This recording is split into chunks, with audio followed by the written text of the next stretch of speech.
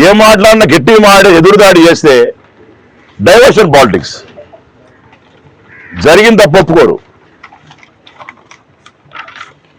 ఈరోజు మేము వచ్చి బేర్ ఫుట్గా అంటే చెప్పులు లేకుండా 2 కిలోమీటర్లు నడిచి స్వామివారి దగ్గరికి వచ్చి దండం పెట్టుకొని ఇంకనన్నా వైసీపీ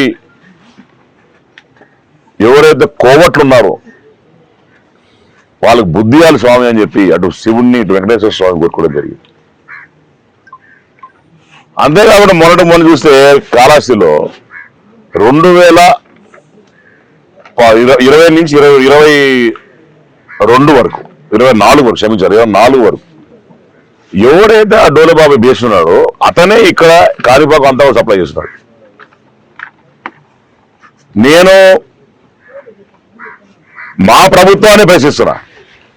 ఏమడుగుతున్నానంటే ఒక్క లడ్డులోనే ఇంత పెద్ద స్కామ్ జరుగుంటే జుట్టులో ఎంత స్కామ్ జరుగుంటది, షాళ్ళల్లో ఏ స్కామ్ జరుగుంటది, ఆడబెట్టే భోజనాల స్కామ్ ఏం జరుగుంటది.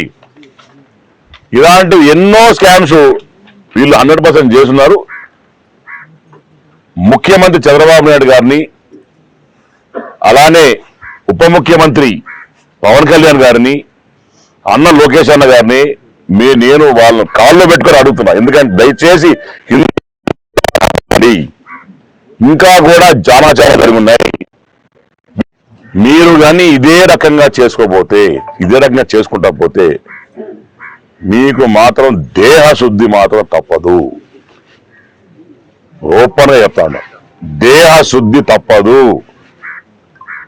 ఎవరు చేసిన పాపానాడు పోతాం అనుకునేవు. స్వామి శిక్షిస్తాడో లేదా నాకు తెలియదు, కానీ ప్రజలు మేము మాత్రం డెఫినెట్ గా శిక్షిస్తాం.